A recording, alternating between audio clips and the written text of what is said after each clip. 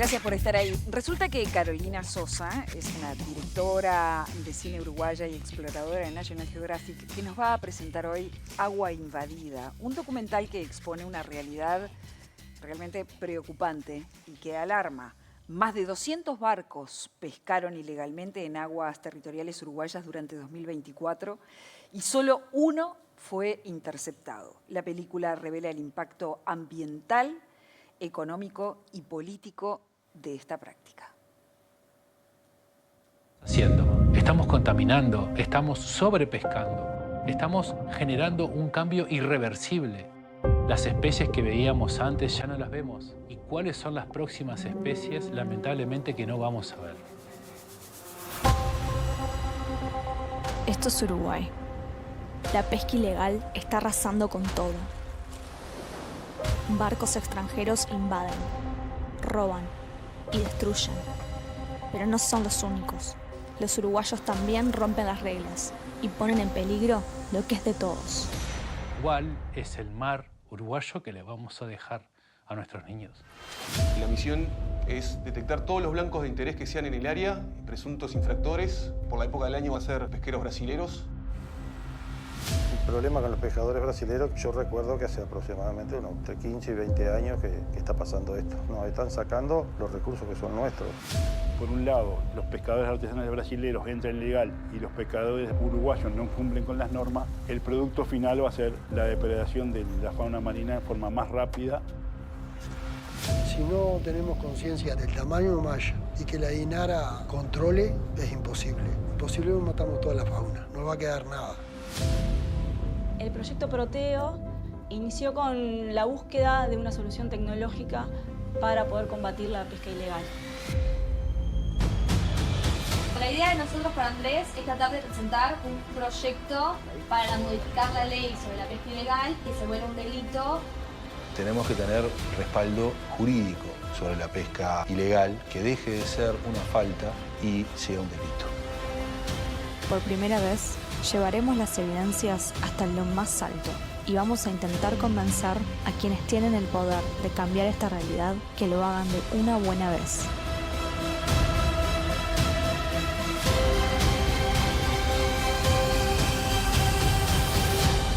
Aún estamos a tiempo de proteger nuestro mar.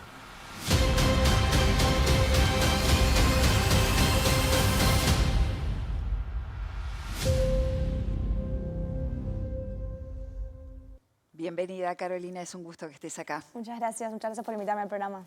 Después de haber filmado este documental, ¿qué es lo que te queda más claro? ¿Cómo es que se pesca ilegalmente en el territorio marítimo uruguayo o cómo se evade legalmente el problema? Como que hay dos partes. Una es la que pasa con banderas extranjeras que ingresan a nuestras aguas y pescan ilegalmente, que es como lo más notorio, digamos, que es lo que estuvimos monitoreando a través de monitoreo satelital, estas plataformas, con ayuda de la Armada también, y estando patrullando, digamos, en el agua, que como bien decías al principio, en el 2024, según los datos que obtuvimos, más de 230 barcos entraron, hicieron intrusiones de pesca ilegal, de las que podemos ver. Después está, porque eso se puede ver a través de monitoreo satelital, pero después están los que ni siquiera podemos ver por monitoreo satelital, que son muchos más. Y bueno, las banderas principales son de Brasil y también vimos de Taiwán, incluso la que capturaron el año pasado fue de bandera taiwanesa. Y después está lo que pasa con la pesca ilegal de los uruguayos, que como decís, es autorizada, es legal, pero bueno, infringen esa ley. De alguna manera... Lo infringen en cuanto a que a cantidad, a especies, a forma de colectar, ¿cómo? Claro, depende. Y no es que todos lo hagan, queda aclarar, obviamente, ¿no? Pero los que lo hacen es que o pescan con redes más chicas de las que tienen que usar, o sea, los tamaños de redes se tienen que usar, por ejemplo, malla 10 o malla de arriba, de malla 10 arriba. Están usando malla 8, por ejemplo. Claro, eso implica animales más pequeños y que se vaya reduciendo la reproducción. Exacto, o sea, si vos pescas el pez cuando muy chiquito, no le diste tiempo a que se reproduzca, entonces estás matándolo antes, como nosotros siempre ponemos la analogía, tenés ganado y lo estás matando antes de que cría. Y después otra cosa que sucede es que van a pescar a lugares donde no deberían ir. O sea, sus permisos son de ciertas millas de la costa y van a lugares más lejos, justamente porque lo que nos dicen es que no están encontrando el pescado, ya no hay más donde solían pescar antes. Entonces tienen que ir más lejos y más lejos a lugares donde no deberían.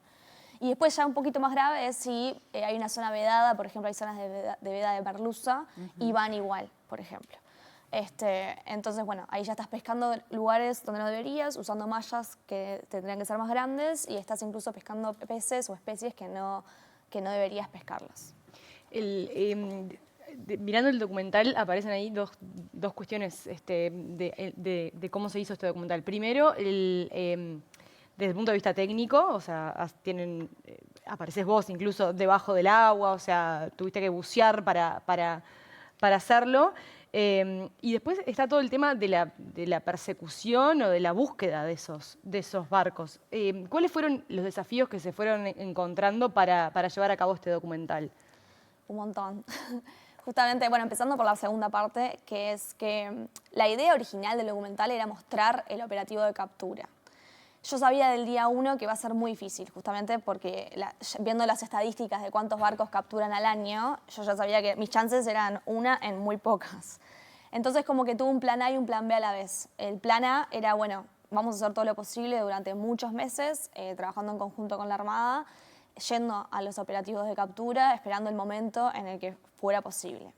El día que lo capturan, no quiero spoiler la película, pero el día que capturaron ese barco, yo estaba patrullando en el barco y se ve en la película.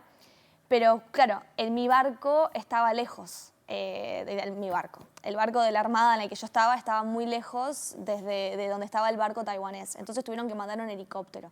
Entonces yo no estaba con la cámara en el helicóptero. Entonces esa producción es algo que yo intenté anticipar muchas veces en todo ese año, pero bueno, justo el día que lo agarran no podía estar en el helicóptero, pero de una manera igual lo contamos pudiendo. Pero eso es un obstáculo para la producción, era bueno, ¿cómo hacemos para estar en tierra con la Armada en el COT, que son los que están mirando también los satélites ellos? También en tierra con mi equipo de biólogos marinos que también ayudaban a mirar los satélites. Incluso el que capturaron fue gracias a la alerta del equipo de Mar Azul uruguayo. De forma aérea, porque a veces mandan un avión o a veces mandan un helicóptero, y a su vez en el barco. Dado el presupuesto también que teníamos, ¿no? Es un trabajo de producción de estar a 3 lados al mismo tiempo. Y después está lo que pasa dentro del barco, que también filmar adentro de un barco no es fácil. Primero porque te mareás. Mirar la pantalla dentro de un barco genera que te da náuseas y estás muchos días adentro del barco en esas condiciones. Todo eso son desafíos. Y por otro lado, como te decía, el plan A y el plan B era en el que yo participara como personaje. Yo al principio no quería ser más como una observadora de la situación, pero después, desde el día 1 yo sabía que tenía que filmar ambas cosas. En caso de que me necesitara y en caso de que no, genial, pero si me necesito al final, saber que durante todo el proceso yo estuve involucrada. Y bueno, y al final en la parte de la edición, con el equipo que estábamos trabajando, todos estuvimos de acuerdo que era mejor para contar la historia que yo también participara como periodista, digamos, como documentalista, investigadora, contando toda la parte de la historia, porque también es verdad que participo dentro de lo que es la investigación, de los patrullajes y yendo al Parlamento también. Entonces era una manera como de decir, no estoy mintiendo, es parte de mi proceso. Pero humildemente no quería al principio, porque me parece, es como estar expuesta en tu cámara también habla de cosas de vos, digamos. Ahora, cuando hablas de la recopilación de información para darle inicio a este documental, bueno, hay una hipótesis que es, bueno, está pasando esto, ¿cómo hago para comprobar esto, no? ¿Accediste a datos oficiales de forma fácil?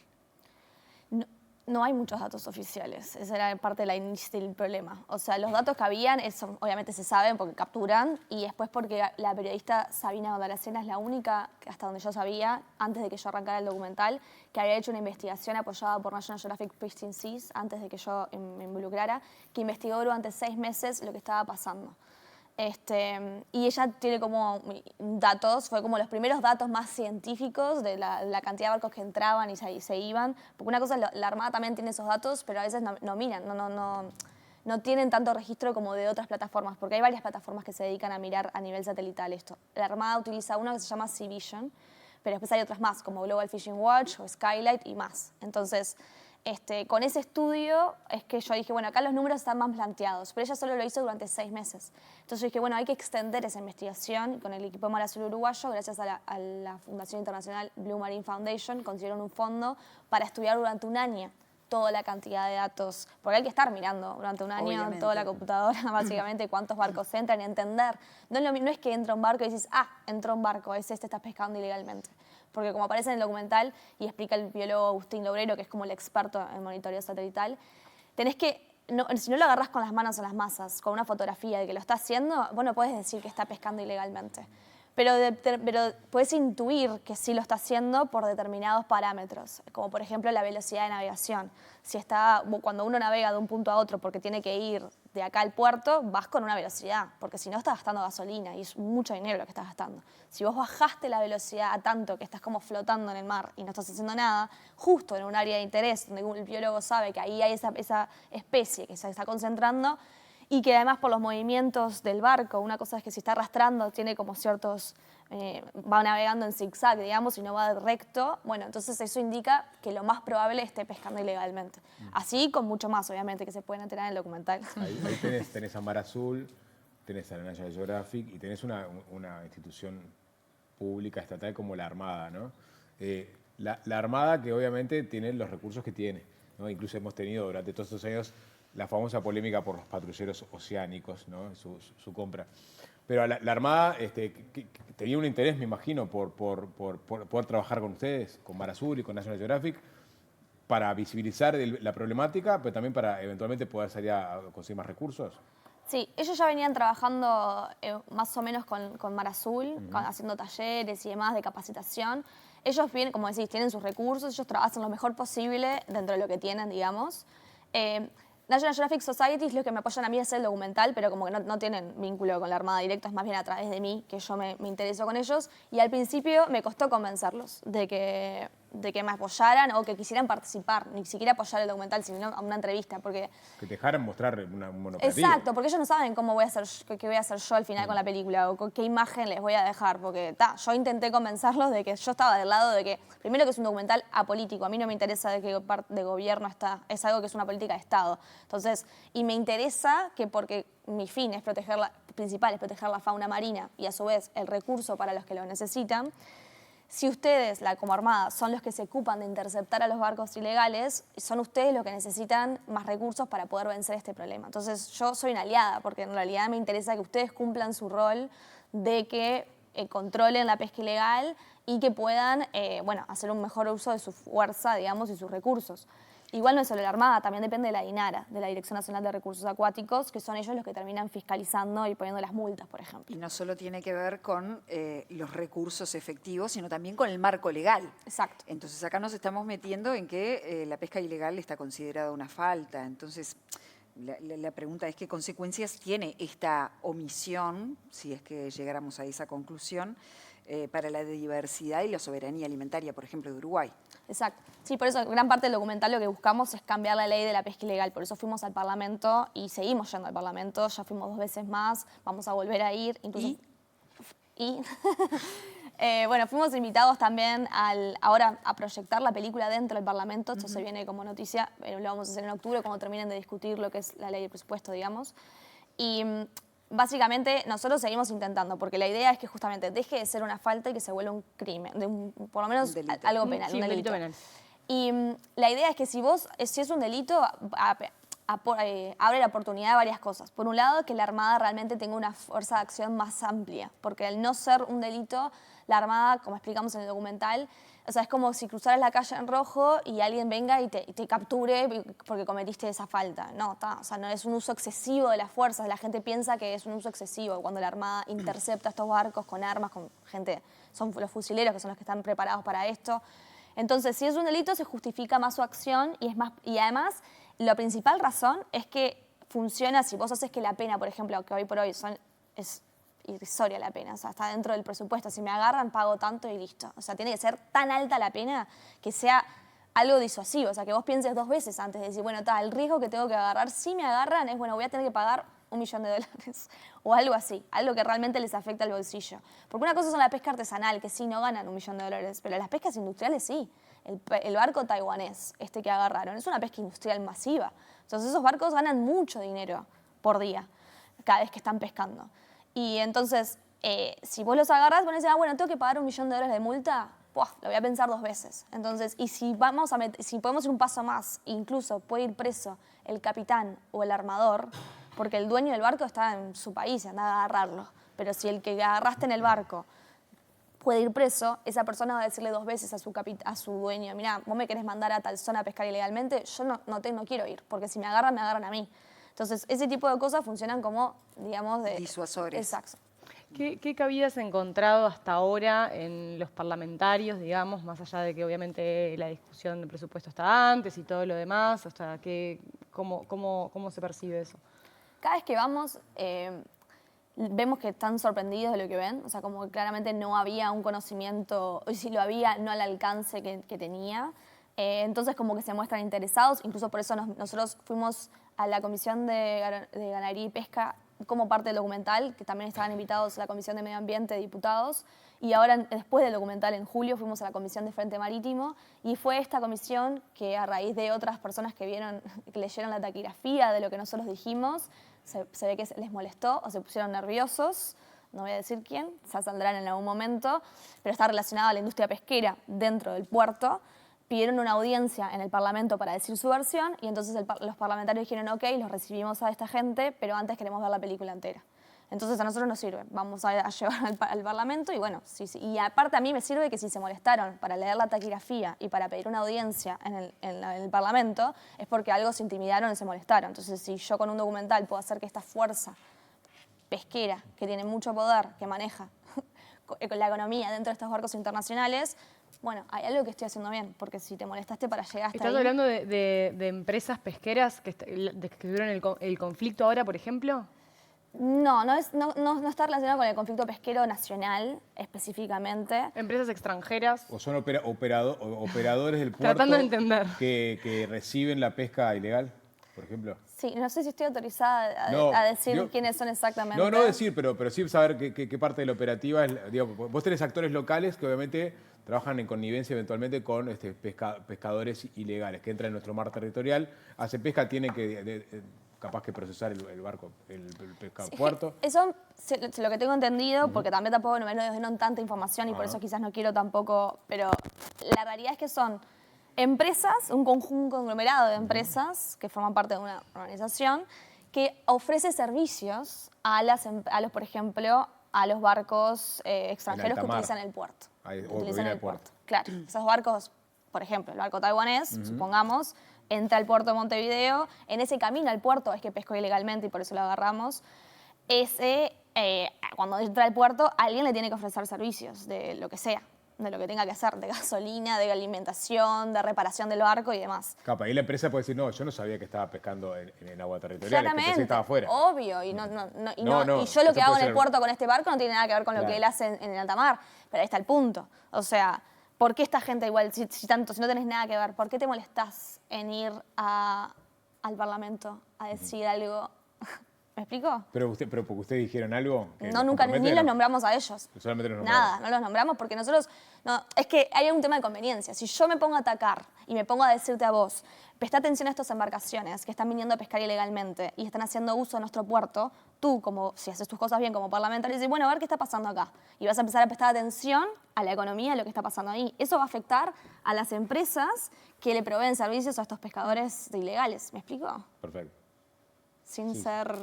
No, está claro. Sin dar nombres, se entiende, digamos, cuál puede haber eventualmente... Es un interés económico, básicamente. Y lo que está pasando en el puerto, que nosotros igual, que quede claro, la gente, eso es lo que piensan. Ellos no vieron el documental, me parece. Porque nosotros en el documental no nos centramos en lo que pasa en el puerto, sinceramente. Justamente porque sabemos cómo funciona esto y que implica una investigación mucho más profunda de lo que pasa en, no voy a decir corrupción, pero...